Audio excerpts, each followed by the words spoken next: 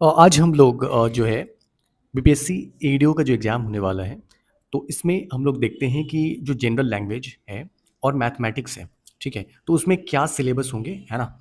उस सिलेबस में हम लोग कैसे आसानी से उसको टैकल कर सकते हैं और सिंपलेस्ट वे में कैसे सिलेबस को समझ सकते हैं, तो स्टार्ट करते हैं।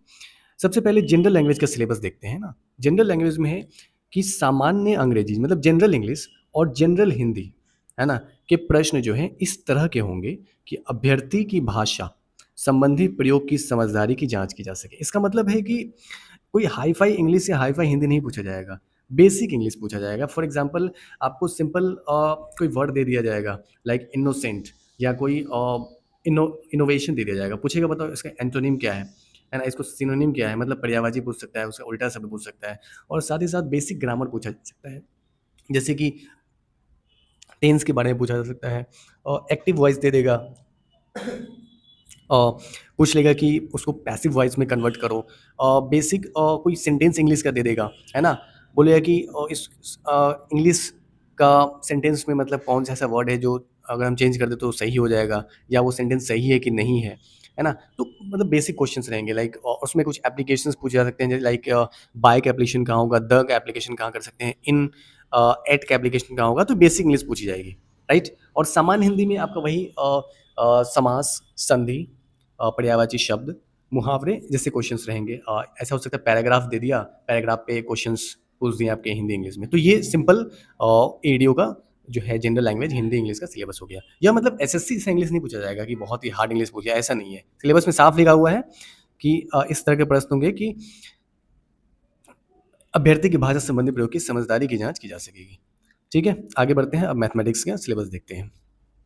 तो मैथमेटिक्स के सिलेबस में सबसे पहला है कि संख्या पद्धति से संबंधित प्रश्न होंगे, मतलब नंबर सिस्टम से क्वेश्चन होगा, है ना? लाइक टाइप्स ऑफ नंबर हो गया, परिमेय संख्या जो है रेशनल नंबर, इरेशनल नंबर पे क्वेश्चंस हो जाएंगे, है ना? रिप्रेजेंटेशन ऑफ नंबर पे क्वेश्चन हो सकता है। नंबर्स में मतलब जो है अब नंबर्स में कुछ भी लाइक कोई क्वेश्चन दे देगा, कोई उसमें बोलेगा कि बताओ यूनिट डिजिट क्या है, लास्ट डिजिट क्या है, ऐसे क्वेश्चंस हो सकते हैं। डिवीजन, मल्टीप्लिकेशंस, मतलब नंबर सिस्टम से जितने भी लाइक क्वेश्चंस हो सकते हैं वो पूछे जा सकते हैं, है ना? तो जो भी नंबर सिस्टम से रिलेटेड होंगे वो सब पूछे जाएंगे। दूसरा सिलेबस है कि पूर्ण संख्याओं का अभिकलन, यानी कि उसका गणना, कैलकुलेशन। तो पहली बात तो पूर्ण संख्या क्या होता है? जो 0, 1, 2, 3, 4, 5, 6, 7 ऐसे नंबर्स क्या कहलाते हैं? पूर्ण संख्या। अब इसमें अभिकलन में जो कुछ बेसिक चीज़ हम लोग देख लेते हैं कि उसमें जो है आपसे लाइक फंडामेंटल ऑपरेशंस के बारे में पूछा सकता है। जैसे जोड़ रहेंगे, घटाओ, गुणाओ, भाग। अब ये डायरेक्ट नहीं पूछा जाएगा, मैंने बस यहाँ पे एग्जांपल दिया है कि जोड़ मतलब 5 + 2 7, घटाओ 12 - 9 3, 4 × 9 36। हाँ, लेकिन क्या है कि इसका एप्लीकेशन जो है आपको कहाँ करना होगा? तो बोर्ड मास में करना होगा। क्वेश्चन किससे पूछा जाएगा? तो बोर्ड मास से, है ना? इसमें बेसिक है कि अब जो पूर्ण संख्या है उसे हम 0 से भाग नहीं देंगे, क्या हो जाएगा? अपरिभाषित हो जाएगा। अच्छा एग्जांपल है 10 को 2 से भाग दिया तो 5 आ गया, तो 5 एक पूर्ण संख्या है। 10 को 3 से भाग दिया 3.33 आया, लेकिन ये पूर्ण संख्या नहीं है। ठीक है?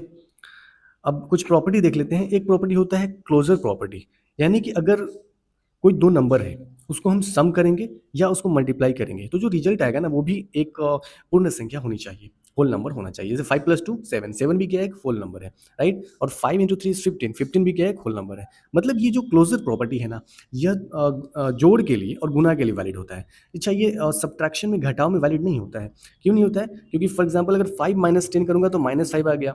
यह क्या है? पूर्ण संख्या नहीं है। तो क्लोजर प्रॉपर्टी इसके लिए वैलिड नहीं है। अब डिवीजन के लिए, भाग के लिए भी यह सही नहीं होता है। जैसे 10 - 3 करोगे तो क्या आ जाएगा? 3.33, जो कि पूर्ण संख्या नहीं है। तो ये क्लोजर प्रॉपर्टी किसके लिए हुई? गुणा के लिए और जोड़ के लिए वैलिड होती है। ठीक है? कि जब तुम उसको गुणा करोगे, जोड़ करोगे, तो जो नंबर आएगा वो भी क्या होगा? एक पूर्ण संख्या होना चाहिए। आगे बढ़ते हैं। यहाँ पे है अतः योग और गुणन के अंतर्गत पूर्ण संख्याएं क्लोज्ड होती हैं, अतः उनका परिणाम क्या होता है? हमेशा एक होल नंबर ही होगा, यानी कि पूर्ण संख्या ही होगा। अच्छा, एक होता है कम्यूटेटिव प्रॉपर्टी, कम्यूट करता है, मतलब कि तुम a + b लोगे तो क्या होना चाहिए? b + c के बराबर हो जाएगा। a × b = b × a होना चाहिए। जैसे कि 5 + 3 लिखे या 3 + 5 लिखे, दोनों क्या होगा? 8 होगा। उसी तरह से 9 × 7 करें या 7 × 9 करें, दोनों बराबर होगा, क्या होगा? 36 होगा। लेकिन इसका मतलब कम्यूटेटिव प्रॉपर्टी भी जोड़ के लिए और गुणा के लिए वैलिड होता है। यह घटा के लिए, घटाओ के लिए और भाग के लिए वैलिड नहीं होता है। क्यों? क्योंकि आप 5 - 9 को -5 नहीं लिख सकते हैं, है ना? क्योंकि -4 हो जाएगा, 4 हो जाएगा। और उसी तरह से 10/7 को आप 7/10 भी क्या कर सकते हैं? नहीं लिख सकते हैं, तो ये भी नहीं होगा, है ना?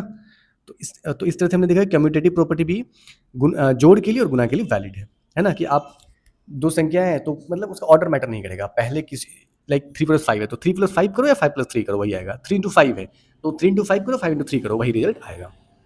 अगला है इसमें एसोसिएटिव प्रॉपर्टी। एसोसिएटिव प्रॉपर्टी क्या होता है ना कि इसमें हम लोग a प्लस बी प्लस सी करें या a प्लस बी प्लस सी करें, मतलब लास्ट वाले दो नंबर को ऐड करें फिर तीसरे में ऐड करें, या पहले दो नंबर को ऐड करें फिर तीसरे में ऐड करें, रिजल्ट क्या होगा सेम होगा। और सेम गुना के लिए होता है कि लास्ट दो नंबर को गुना करो और फिर तीसरे में गुना करो, या पहले दो नंबर को गुना करो और तीसरे में गुना करो, रिजल्ट क्या होगा सेम होगा। ये होता है एसोसिएटिव प्रॉपर्टी। डिस्ट्रीब्यूटिव प्रॉपर्टी क्या होता है कि गुना को मैंने क्या कर दिया जोड़ पे डिस्ट्रीब्यूट कर दिया, लाइक a गुना बी प्लस सी में क्या लिख सकता हूँ a गुना बी और जोड़ a गुना सी भी लिख सकता हूँ, ठीक है। इसमें एक नोट देखते हैं कि जीरो जो है सबसे छोटी पूर्ण संख्या है ना, जीरो से स्टार्ट ही होता है। इसे किसी भी संख्या में लाइक जीरो अगर हम जोड़ेंगे तो क्या होगा वही संख्या प्राप्त होगी। इसको क्या बोलते हैं एडिटिव इनवर्स, यानी कि योज्य तत्समक बोलते हैं। अब तीसरा सिलेबस मैथ का क्या है कि आपसे क्वेश्चन होंगे दशमलव से, यानी कि डेसिमल से और फ्रैक्शन से। डेसिमल में क्या हो सकता है कि कोई डेसिमल दे देगा उसको वह लाइक 0.3 पे बार होगा, इसको रेशनल नंबर में चेंज करो, है ना। फ्रैक्शन से क्वेश्चन होंगे लाइक फ्रैक्शन का एलसीएम ले लो, एचसीएफ ले लो, है ना। फ्रैक्शन का एलसीएम ले लो, एचसीएफ ले लो, उसको एडिशन करो, सब्ट्रैक्शन करो। तो क्वेश्चन किससे होंगे दशमलव से होंगे और भिन्न से होंगे। आगे क्या है नेक्स्ट है संख्याओं के बीच परस्पर संबंध, यानी कि नंबर्स के बीच क्या रिलेशन हो सकते हैं, बड़ा छोटा कि डिवीजन करके आया है वो प्राइम नंबर है ना। तो इस पे आपका क्वेश्चन रहेगा। मतलब इसमें देख लेते हैं कि यह मैथमेटिक्स का वह आधार है ना जो यह बताता है कि दो या दो से अधिक संख्याएं एक दूसरे से किस प्रकार जुड़ी हुई हैं, ठीक है। इसमें जैसे कि कंपैरेटिव पूछ सकता है, जैसे 5 और 5 में क्या संबंध, दोनों बराबर हैं। 5 और 9 में क्या संबंध है, तो 5 9 से छोटा है, यानी 5 इज लेस देन 9। 10 और 2 में क्या संबंध है, 10 इज ग्रेटर देन 2, यानी कि 10 2 से बड़ा है। 8 2 से विभाज्य है, क्यों, क्योंकि 8 को 2 से विभाज्य करेंगे तो 4 आ जाएगा, है ना। इससे क्या हो जाएगा विभाज्य। तो ये कंपैरेटिव स्टडी जो है 2 नंबर का पूछा जा सकता है। दूसरा क्या होगा ऑपरेशनल, जैसे कि दो संख्याओं को अगर हम सम करेंगे तो तीसरा संख्या आ जाएगा, यानी y = x+7 लिख सकते हैं। अच्छा तो एक संख्या है उसको 2 से गुना कर रहे हैं तीसरा नंबर आ रहा है, यानी y = 2x। वो एक संख्या है उसको इन्वर्स करेंगे तो एक संख्या आ रहा है y = 1/x, 3 + 7 2:5 1/7। तो ये ऑपरेशनल हो गया। अगला क्या है पैटर्न्स एंड सीक्वेंसेस, कि जैसे 2 4 6 8 है, मतलब ये जो है इवन नंबर है, मतलब का सीक्वेंस है ना, 2 4 6 8 सारे इवन नंबर लिख दो, है ना, 2 से स्टार्ट करके। उसी तरह से ये पैटर्न क्या हो जाएगा 1 4 7 10, यानी कि सब में क्या करो 1 से स्टार्ट करो और 3 ऐड करते जाओ, 1 4 7 10 13 16, इसी तरह से आगे क्या हो जाएगा बढ़ते जाएगा। अच्छा एक फॉर्मूला क्या होता है LCM of a into B and HCF of a, b। जब इन दोनों को प्रोडक्ट करेंगे तो रिजल्ट क्या क्या आता है, दोनों संख्याओं को मल्टीप्लाई कर दो। इसमें जो है ऐसा क्वेश्चन आ सकता है कि अगर दो संख्याओं का रेशियो जो है 1:7 है और अगर सब में 5 जोड़ दिया जाए तो रेशियो 1:2 हो जाता है, तो संख्या ज्ञात करें। मतलब इस टाइप के क्वेश्चन मैं सॉल्व नहीं कर रहा हूँ, बस बता रहा हूँ कि इस टाइप के क्वेश्चन आपको एग्जाम में मैथमेटिक्स में देखने को मिलेंगे। अगला क्या है हाँ मूलभूत अंक गणितीय संक्रिया है, यानी fundamental mathematical operations, again like your addition subtraction multiplication division BODMAS, यानी कि bracket of division multiplication addition and subtraction, ठीक है ये होगा। इसमें अगेन वही रूल रहेगा a + b = b + a, है ना, a × b = b × a। जैसे कि 5 + 7 7 + 12 होगा, 5 × 9 = 9 × 5 = 45। अब एक क्वेश्चन ये है कि हाँ इसमें ये जो टॉपिक मैंने बताया था है ना कि मूलभूत अंक गणितीय संक्रिया है, तो इसमें बेसिकली जो है आपसे जोड़ घटा गुना तो नहीं पूछा जाएगा, लेकिन हाँ बोर्ड मार्क्स के क्वेश्चन रह सकते हैं ना, बोर्ड मार्क्स के क्वेश्चन रह सकते हैं। लाइक ये क्वेश्चन पूछ सकता है इसको सॉल्व करो 12 + 12 डिवीजन 5 × 4 - 2 -3, और इसमें थोड़ा और कॉम्प्लेक्स कर सकता है, मैंने बस एग्जांपल दिया है, इसको और थोड़ा कॉम्प्लेक्स कर सकता है। तो इसको कैसे सॉल्व करेंगे, पहले जो है ब्रैकेट के अंदर जाएंगे और डिवीजन सॉल्व करेंगे ना, 12 एक तो डिवीजन कर दिया और फिर ये 4 - 2 है ना। अब 20 डिवीजन बाय 4 तो क्या हो जाएगा 20/5 तो हो जाएगा 4, और फिर जो है 4 - 2 क्या हो जाएगा 2 हो जाएगा। फिर ब्रैकेट को सॉल्व करेंगे तो ये जाएगा 8, और फिर इन दोनों को ऐड करेंगे और 3 से सब्ट्रैक्ट कर देंगे तो आंसर आ जाएगा, ठीक है। इसी तरह दूसरा क्वेश्चन क्या है, तो पहले ब्रैकेट इसको जो है इसको सॉल्व करना है, इसमें भी सबसे पहले इसको सॉल्व करेंगे, है ना। इसको सॉल्व करने के बाद अब देखो इसमें क्या होगा यहाँ पे देखो, यहाँ पे 10 × 3 डिविजन करना है 6 से। तो अब इसमें क्या है ना कि लाइक पहले किसका हम लोग किस पे काम करेंगे, तो पहले भाग का काम करना होगा, लेकिन ऐसे भी कर सकते हो इसको कि राइट जनरली लेफ्ट से स्टार्ट करते हो, 10 × 3 भी पहले कर सकते हो, वही आंसर आएगा 10 × 3। और या रूल से भी चाहे तो पहले डिवीजन करो, मतलब 10 × 3/6 करो और फिर इसको सॉल्व करो, ब्रैकेट को सॉल्व करो, आंसर आ जाएगा, ठीक है। अच्छा नेक्स्ट टॉपिक क्या होगा, आपको परसेंटेज से क्वेश्चन हो जाएगा। परसेंटेज क्या होता है कि कोई भी नंबर जो है 100 का कितना है, जैसे कि 20 जो है 100 का कितना है ना, 100 कितना है, हाँ है ना, 20 का 100 में कितना है, 100 का कितना है, तो 5% है ना, इसका क्या है, 5% है। ठीक है, तो उसके बाद जो है आपसे अगला क्वेश्चन पूछा जाएगा। नेक्स्ट रेशियो लाइक 3/5 को लिख सकते हैं, 3:5, समानुपात 5:10 या प्रोपोर्शनल है 10:20 का, क्योंकि ये भी क्या हो जाएगा, रेशियो 1:2 हो जाएगा, और ये क्या हो जाएगा कि 1:2। तो आपसे क्वेश्चन रहेंगे रेशियो एंड प्रोपोर्शन से।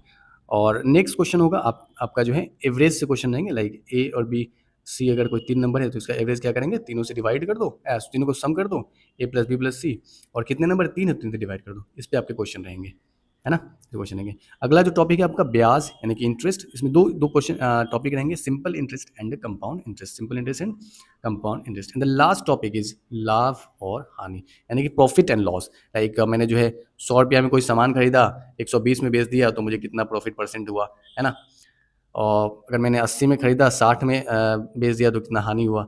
इसमें जो है आप कुछ क्वेश्चन प्रैक्टिस कर लें।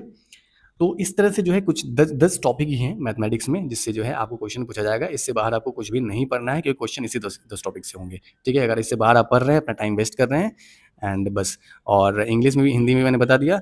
So best of luck for your upcoming ADU exam, and thank you.